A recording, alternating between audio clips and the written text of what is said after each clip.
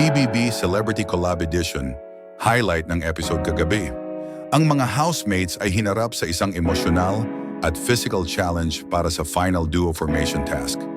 Ang hamon, kailangang buhatin ng bawat housemate ang 12 mini poles na may mga larawan ng kanilang mga magulang, ina o ama.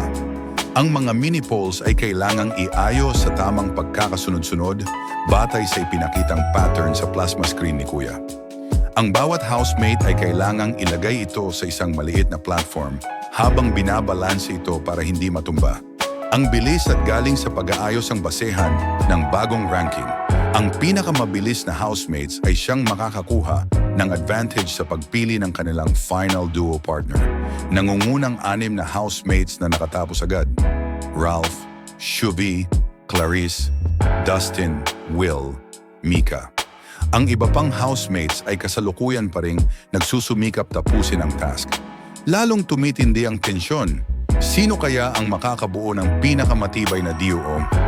Abangan ang susunod na kabanata sa loob ng bahay ni Kuya.